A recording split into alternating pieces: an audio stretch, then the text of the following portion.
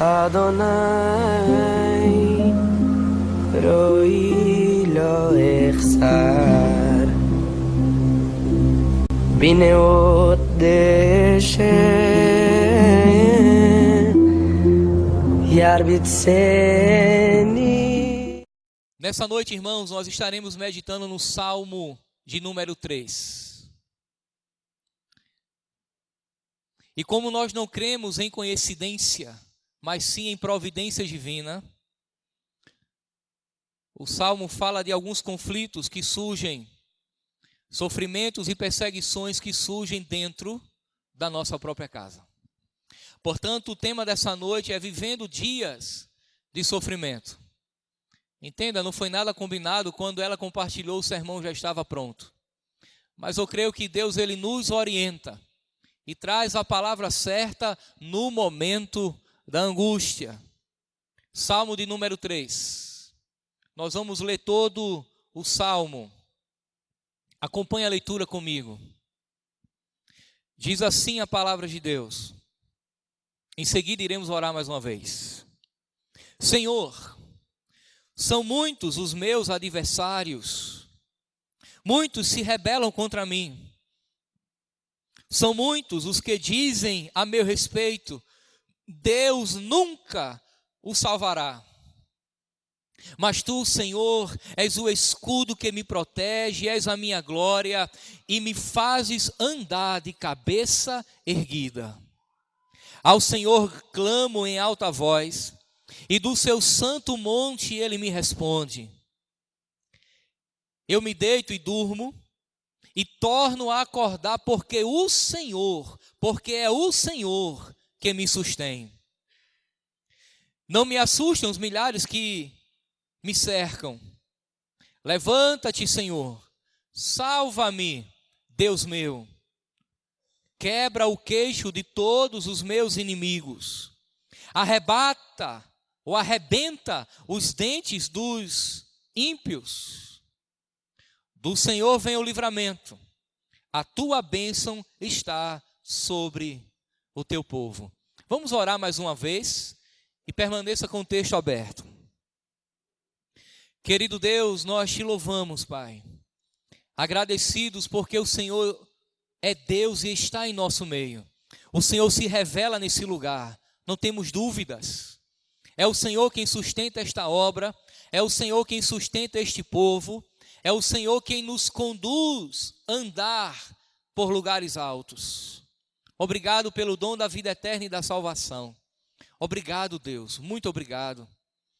Fala conosco nessa noite através da exposição da Tua palavra. Que o Senhor possa nos fazer entender, trazer clareza à nossa mente, iluminar, ó Deus, a nossa mente e coração para compreendermos a Tua palavra. Em nome de Jesus. Amém e amém. Quantos de vocês já passaram por dias de sofrimento? Bem, eu imagino que todos nós, em alguma medida, sabe o que é sofrimento. Todos nós, em alguma medida, irmãos, sabe o que é sofrer. Sabe o que é passar por dificuldades. Sabe o que é viver dias de angústias, de perseguições, de sofrimento instalado, na maioria das vezes, sem mandar aviso prévio. Mas vocês já perceberam que sofremos muito mais quando ele é provocado por quem menos esperamos?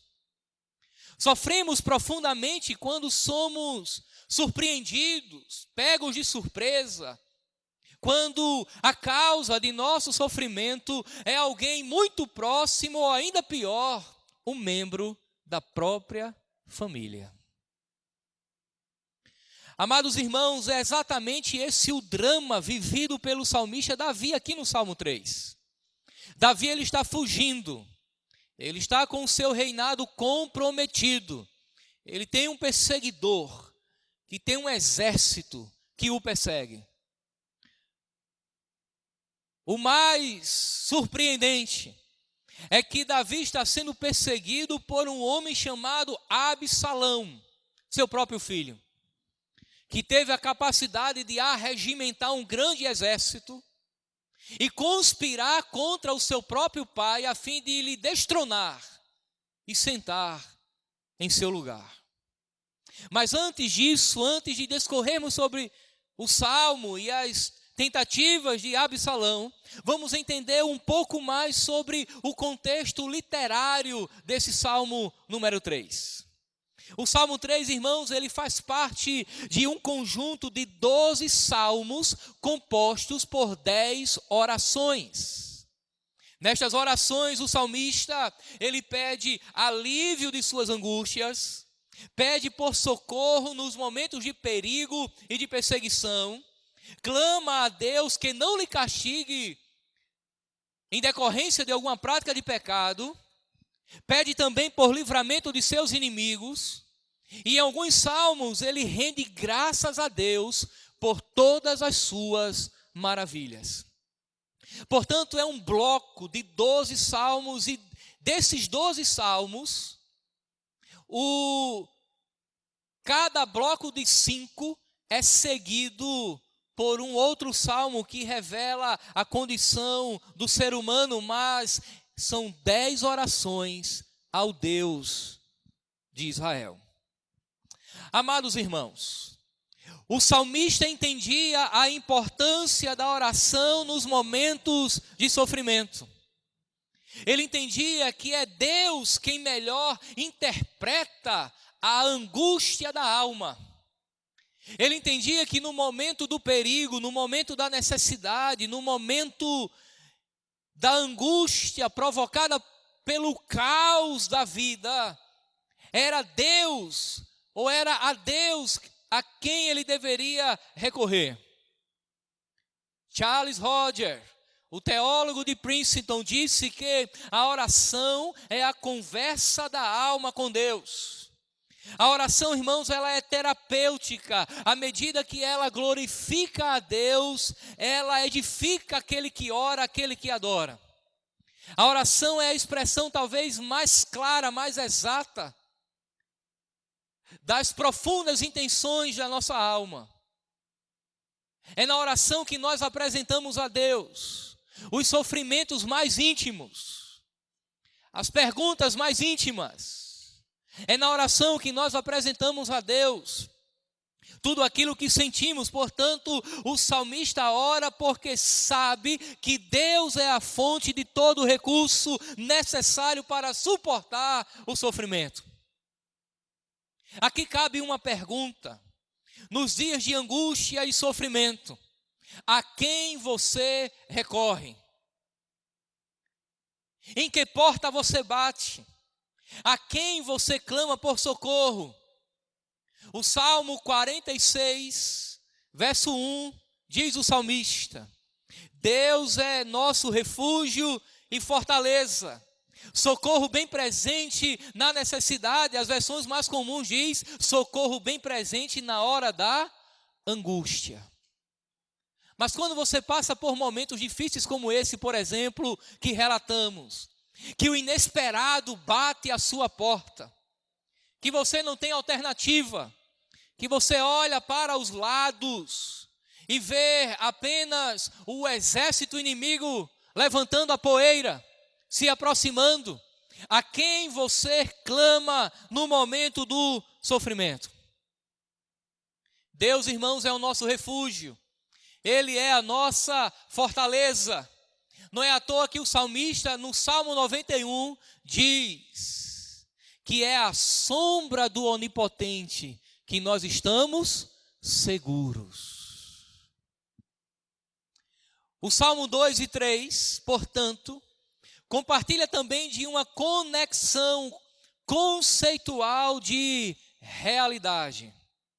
O rei que é introduzido por Deus no Salmo 2 e os inimigos que conspiram contra eles, vimos isso na semana passada, reaparecem no Salmo 3, que é o primeiro de uma série de lamentos, no qual o próprio rei clama a Deus por salvação daqueles que o pressionam de todos os lados. Os inimigos do Salmo 2, que se levantam contra Deus e contra o seu ungido, continuam sendo os mesmos inimigos que conspiram contra Davi, o salmista. É uma referência a Absalão, ao exército que ele levanta e a todo o povo que está conspirando contra o rei Davi.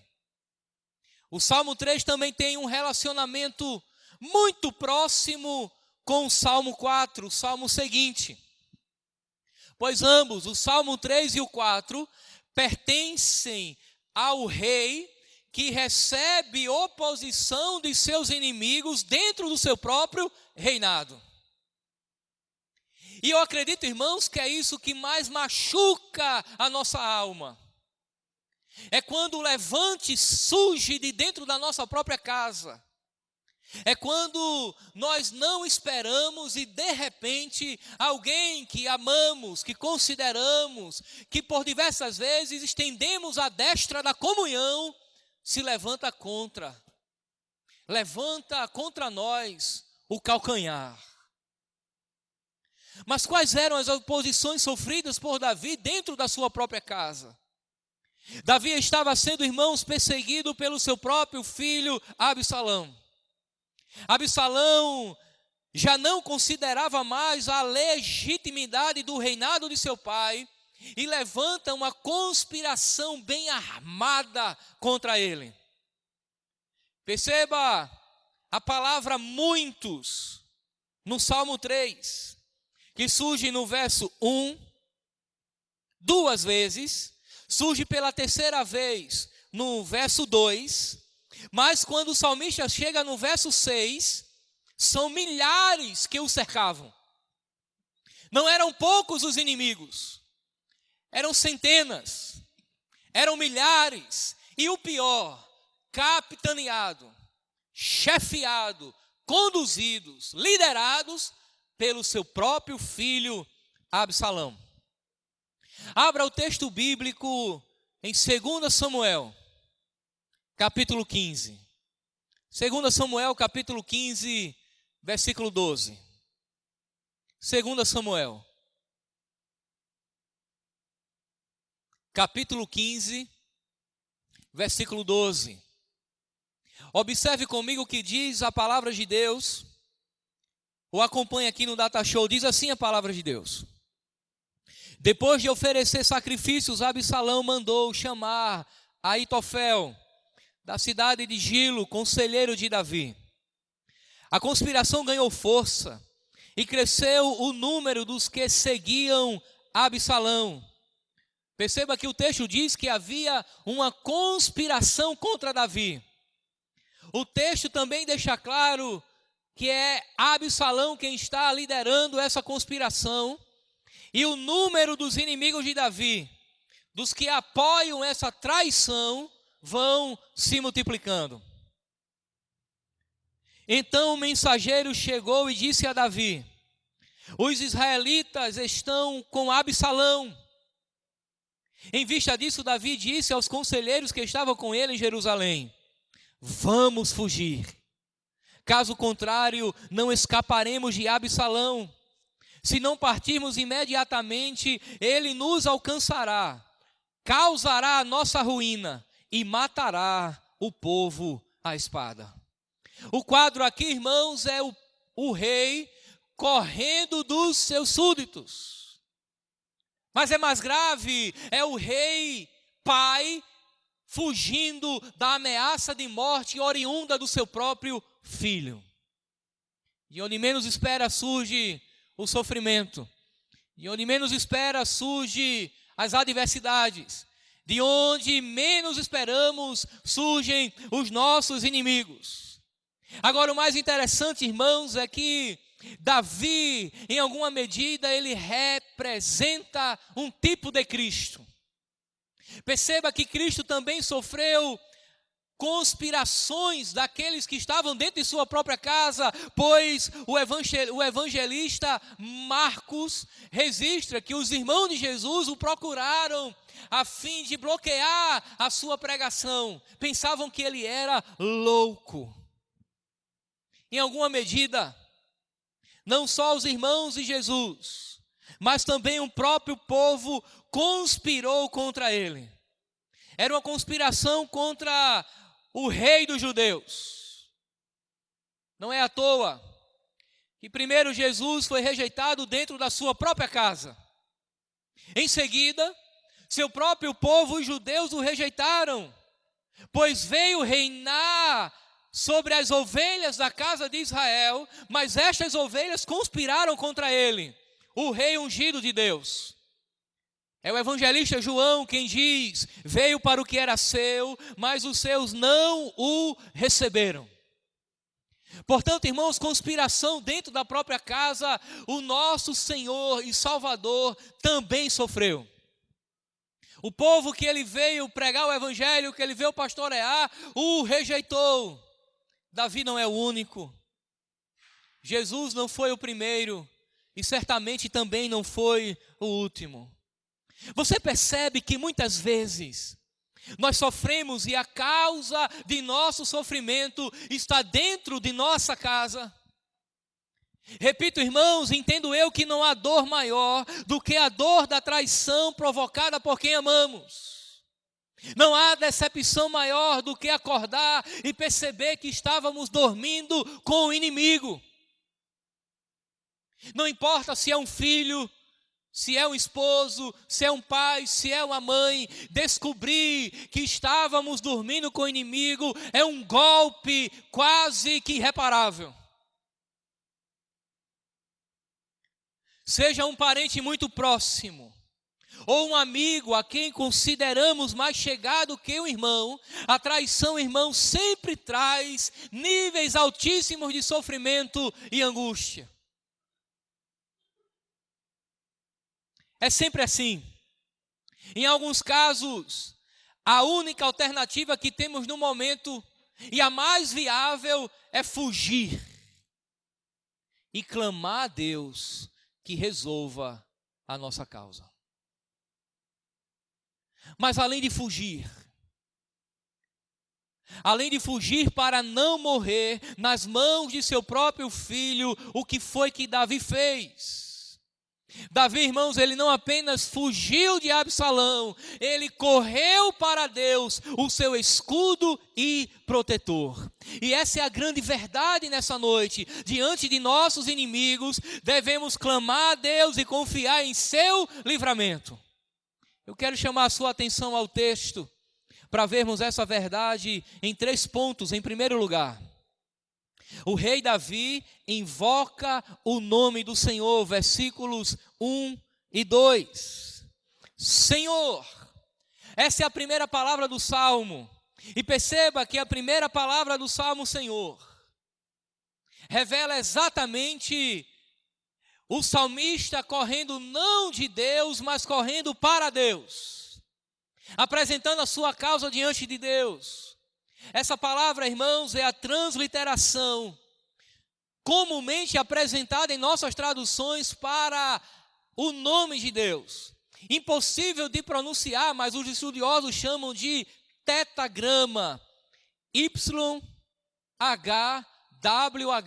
traduzida comumente por Yahvé. Mas só que na língua hebraica, originalmente não tem as vogais. Portanto, é YHWH, que traduzida ao pé da letra significa eu sou. Eu sou, irmãos, é o nome que Deus apresenta quando comissiona Moisés para liderar o seu povo, tirando da escravidão do Egito rumo à terra prometida. Versículo 14 do capítulo 3, Deus diz assim a Moisés: eu sou o que sou. Disse mais: assim dirás aos filhos de Israel: o eu sou me enviou a vós outros. Deus, portanto, se identifica com a Moisés com o nome.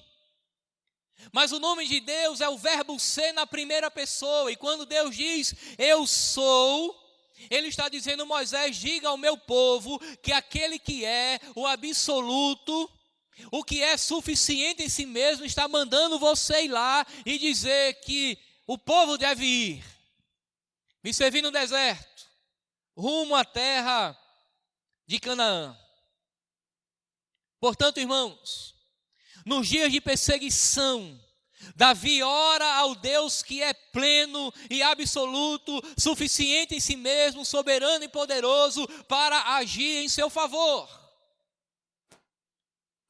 A pergunta aqui, irmãos, é: existe alguém mais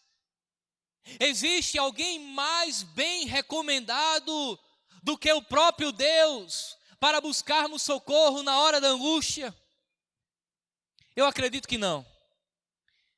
E concordo com Bruce Waltke, um estudioso do Antigo Testamento, quando ele diz o seguinte, abre aspas: tão instintivamente como um salmão retorna aos locais de desova no momento da morte, e como os pássaros voam em direção ao calor da luz do sol no princípio do inverno, frio e escuro, os santos instintivamente se voltam para Deus na hora da crise.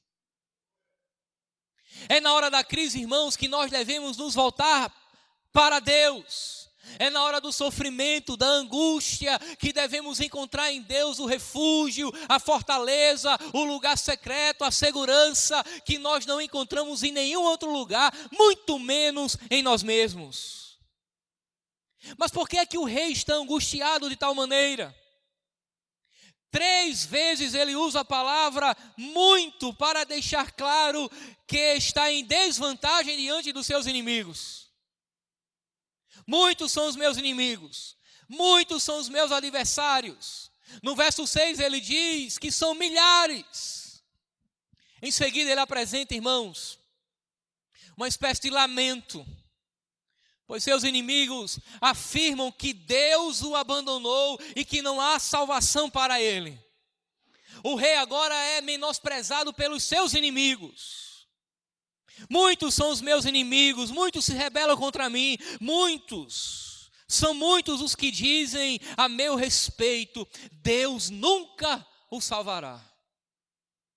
Além, irmãos, da perseguição, há uma declaração quase que em uníssono, todos os seus inimigos dizem, você está perdido, Deus lhe abandonou, Deus lhe deixou, Deus não está do seu lado. A bênção de Deus já não mais paira sobre a sua vida, não há salvação, você, Davi, está perdido. Meus irmãos, o salmista agora ele lamenta diante de Deus, apresenta a palavra dos seus inimigos contra ele. E quem aqui nunca sentiu a dor de ser desprezado? Quem aqui nunca foi considerado pequeno por aqueles que se acham grandes? Quem aqui neste auditório nunca se sentiu em algum momento abandonado por Deus na hora da batalha, da angústia, na hora de travar a nossa luta? Os inimigos são ferozes.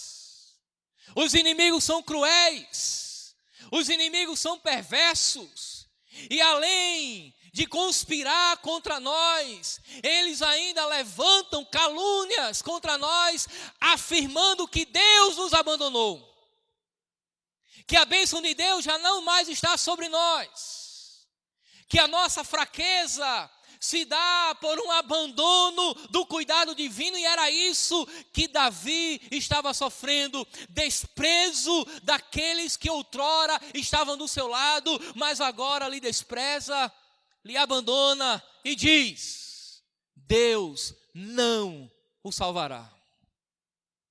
Eu percebo, irmãos, que o sofrimento, na maioria das vezes, nos leva a questionar o agir, a presença e a ação de Deus em nossas vidas. Mas perceba, Deus nunca nos desampara. Ele é um Deus presente. Ele é o socorro na hora da angústia. Ele é aquele, irmãos, que vem ao nosso socorro e nunca, jamais nos desamparará. Quando voltamos A Deus nossas orações, na hora da angústia, estamos declarando que dependemos dEle. E há momentos, irmãos, que Deus permite que os inimigos se levantem. Há momentos que Deus permite que o inimaginável aconteça, para reconhecermos a necessidade de buscá-lo em oração, para lamentarmos diante dele e pedirmos socorro a quem pode vir em nosso socorro. Percebo que o sofrimento muitas vezes nos leva a questionar se Deus de fato está conosco, se Deus de fato se revela em nossas vidas. E é nesse momento de adversidade que nós descobrimos que sim, mas que orar a Deus, irmãos, pedindo por socorro, é uma declaração de humildade e de reconhecimento das nossas limitações. Afinal de contas, nós pedimos socorro a Deus porque não temos a mínima capacidade de resolver os nossos problemas sozinhos. Assim como uma criança pede por ajuda na execução de alguma tarefa que é superior, está acima das suas capacidades. Quando nós clamamos a Deus, estamos dizendo que Ele é a fonte dos recursos.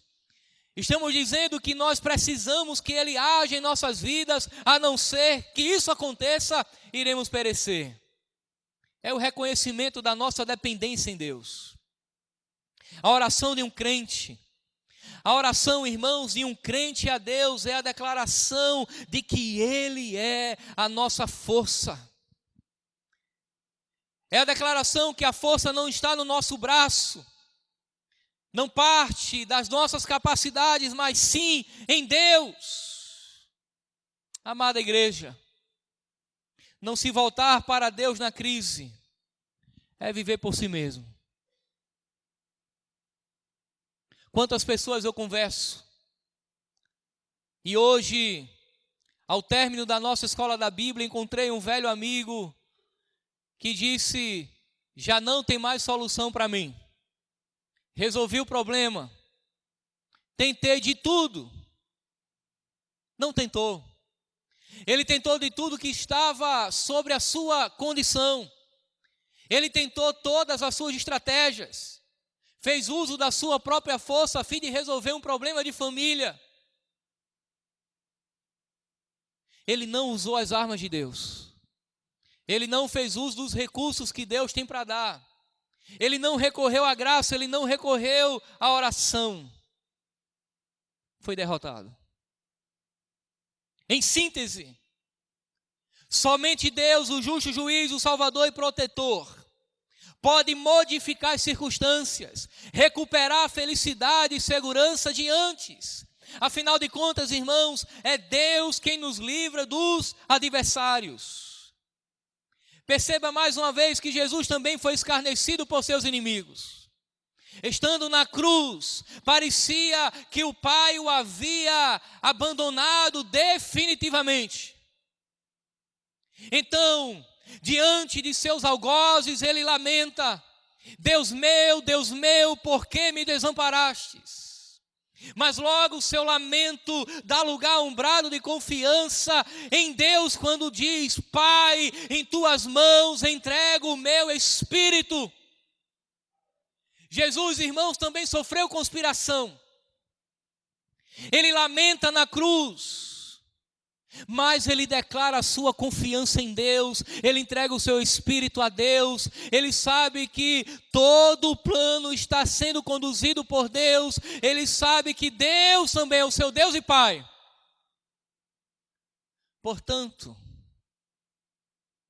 ore a Deus, se entregue ao Senhor no momento da angústia e do sofrimento. Segundo lugar, o rei confia em Deus. Perceba a transição do lamento diante dos inimigos para a confiança em Deus, que Ele protege. Lhe chama a atenção ao verso 3. Mas tu, Senhor. Perceba que no verso 1 e 2, os inimigos são muitos. Dizem que não há salvação para ele, mas agora nós temos um contraste, uma conjunção adversativa que deixa claro aqui um contraste. Mas tu, Senhor. E daí ele continua dizendo quem Deus é para ele e deixa claro a sua confiança em Deus. Para Davi, o Senhor é seu escudo, ou seja, a sua proteção. Aqui, irmãos, escudo é a tradução da palavra hebraica magen. Magen era um escudo leve de madeira, utilizado pela infantaria ligeira para repelir as espadas, as lanças ou flechas do inimigo. Era o escudo do soldado que ia à frente na linha de batalha. O protegia contra os dardos, as espadas, as flechas do inimigo. Com frequência, irmãos, escudo é utilizado para se referir à presença de Deus para repelir os inimigos. Observe comigo o Salmo 18, versículo 1 e 2, um pouco mais na frente. Salmo 18, verso 1 e 2. Olha o que diz aí. Eu te amo, ó Senhor, minha força. O Senhor é a minha rocha, a minha fortaleza e o meu libertador. O meu Deus é o meu rochedo, em quem me refugio. Ele é o meu escudo e o poder que me salva. Escudo, irmãos, constantemente é utilizado nas Escrituras, principalmente nos Salmos, na literatura poética ou sapiencial, como referência à proteção de Deus em relação a seu povo. Ele é o meu escudo e o meu poder, que me salva, a minha torre alta, é o que diz o salmista. Portanto, no momento da batalha, seja o inimigo humano ou espiritual, é o Senhor, irmãos, entenda isso, é o Senhor quem nos protege. É engano achar que podemos proteger a nós mesmos, é Deus quem nos dá o livramento. Em seguida, Davi diz que o Senhor é a sua glória. Ou seja, o Senhor é a fonte da sua vitória. Para Davi, o Deus glorioso é a fonte gloriosa da sua vitória. É isso que ele está dizendo. A minha glória vem do Senhor. Deus é a minha vitória. É Ele quem me abençoa. A minha glória não é inerente a mim mesmo. É o Deus glorioso que manifesta a vitória sobre a minha vida, e Ele é a minha glória. Quando Davi diz, e me fazes andar de cabeça erguida, está afirmando que Deus o escolheu para honrar. Deus o escolheu para a honra e o ergue acima dos perigos. Ele tinha consciência de que ele era um escolhido de Deus. Ele tinha consciência que Deus o escolheu, o ungiu e lhe deu honra acima dos seus inimigos. Cabe aqui mais uma pergunta. Onde você tem depositado sua confiança? É em Deus que você confia no momento da batalha? Será que ainda teremos os inimigos diante de tamanha proteção divina? Em quem confiamos, irmãos? Em quem ou em que depositamos a nossa confiança? Quem é que dá a última palavra na nossa vida? Quem é que dá a última palavra na sua vida? É Deus quem traz a última palavra em todas as questões da nossa vida. Uns confiam em carros, outros confiam em cavalos, mas nós confiamos no Senhor, o Senhor dos senhores, aquele que vai à frente, o Deus de todos os exércitos. É no Senhor que está a nossa vitória, e nele a nossa bênção habita permanentemente. Nós somos muito autônomos, cheios de nós mesmos. Queremos resolver os nossos problemas com a nossa própria força.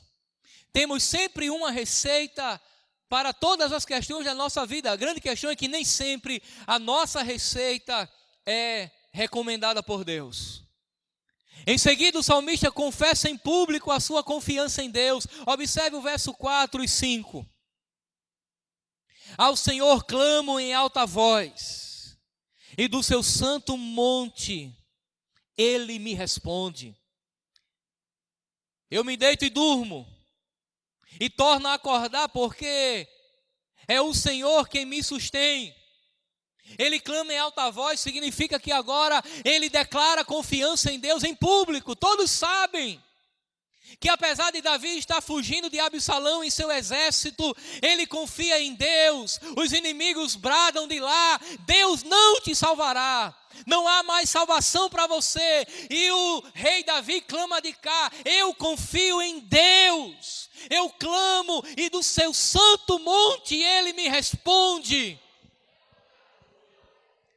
Davi diz, irmãos, que Deus clama do monte, pois ele está em aliança com Deus. É o monte que Deus firmou uma aliança com seu povo através de Moisés, é uma referência ao Sinai. Ele clama e é o Deus da aliança que o protege, é o Deus da aliança que está do seu lado, é o Deus da aliança que vem ao socorro do salmista. Ele confia em Deus, por isso ele ora. Ele clama a Deus e confia que Deus o responderá.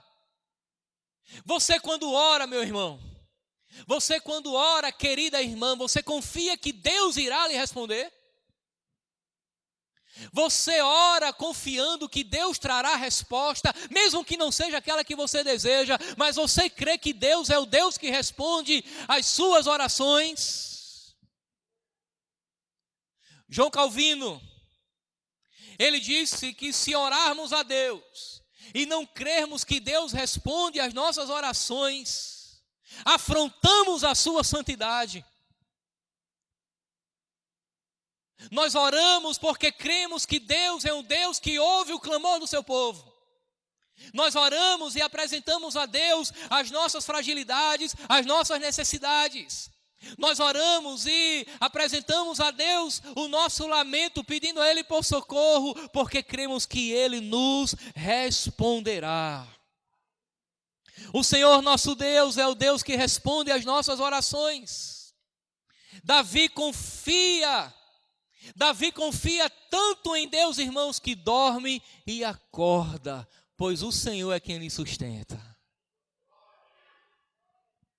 Eu não sei você, mas se você não vive num mundo fora da realidade, e eu entendo que eu e você vivemos no mesmo mundo, nesta era presente, marcada por sofrimento, por dor, por conspirações. Uma vez que vivemos no mesmo mundo, eu entendo que você já deve ter sofrido noites e noites sem dormir. Eu já passei dias, semanas, sem ter uma noite tranquila, angustiado, clamando a Deus que me desse a graça de dormir. Já passei por dificuldades extremas a ponto de sofrer da síndrome do pensamento acelerado. É aquele momento que você vai dormir e não consegue porque você está aceleradamente resolvendo um problema na cabeça. E você nunca encontra a solução. E não dorme. E quando vai dormir já é 7 da manhã. E não pode porque já começou um novo dia e tem que enfrentar um dia de trabalho e continua sem dormir. E entra noites e noites, mas a grande questão, irmãos, é que parte da nossa angústia e da incapacidade de relaxar à noite e dormir é falta de confiança em Deus. É a capacidade humana que temos de guardar o problema para nós, ao invés de depositar aos pés da cruz. Ao invés de dar a quem de fato pode resolver. E Davi compreendia isso. E perceba que o seu problema é de muito longe maior do que o que estamos vivendo no momento, por exemplo. Mas ele diz: eu vou deitar, eu vou dormir. Por quê, irmãos? Ele confia que Deus está no controle. Portanto, não importa o seu problema nesta noite, em nome de Jesus, coloque a sua cabeça no travesseiro, ore a Deus, corra para Deus, se refugie nele, entregue a Ele o seu problema e durma. E creia que enquanto você dorme, Deus está agindo em seu favor. Creia que enquanto você dorme, o sono dos justos, Deus está conspirando a seu favor e indo de encontro, não ao encontro, mas de encontro dos seus inimigos. Descanse no Senhor. Descanse nele. Há uma terceira lição aqui. O salmista faz petição e invoca a bênção de Deus. Versículo 7, 8. Confiante no Senhor, o salmista, como um grito para a batalha, agora invoca a ação divina sobre os seus inimigos. Ele diz: levanta-te, Senhor. Há um brado aqui. Levanta-te, Senhor. Salva-me, Deus meu. Quebra o queixo de todos os meus inimigos. Arrebenta o dente dos ímpios. Davi, irmãos, está clamando. Ele está sofrendo ameaça de morte. Absalão, seu filho, tem um exército mais poderoso do que o dele e está furioso, então ele clama por salvação. Já haviam dito que não havia salvação para Davi?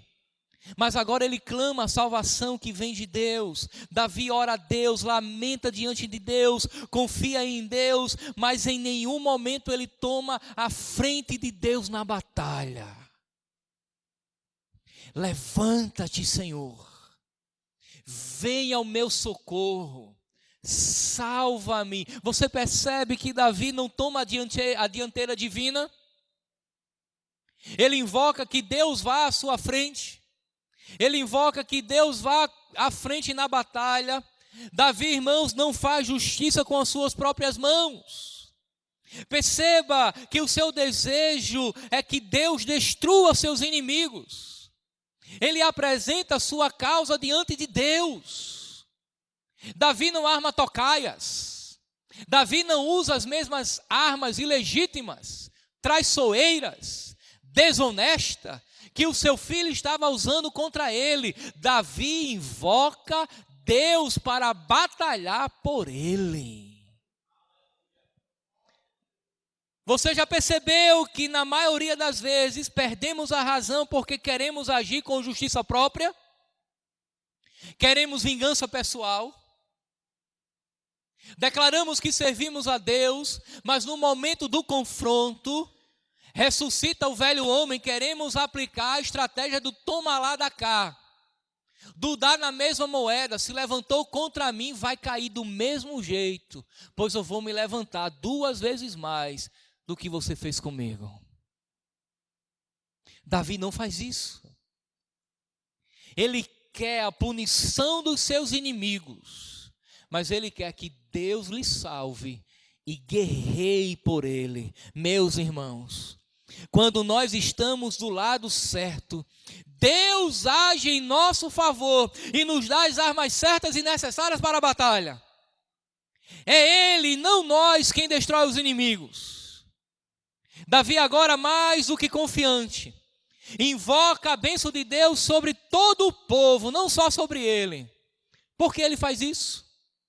Ora, ele é o rei de Israel. Então ele diz: levanta-te, Senhor, salva-me, quebra os dentes dos meus inimigos. Mas em seguida, no final, ele diz: do Senhor vem o livramento. Do Senhor vem o livramento.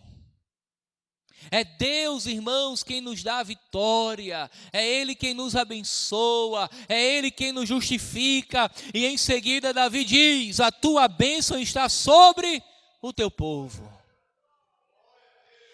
Davi, na condição de rei ungido, é o representante de Deus diante do povo. E mesmo parte desse povo estando totalmente contra ele, ele diz: Deus, a tua bênção está sobre o teu povo, abençoa o teu povo, abençoa o teu povo. E Davi estava abençoando aqui, irmãos, inclusive os seus inimigos.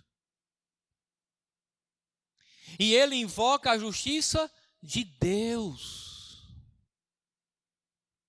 Quando você é afrontado, como é que você age?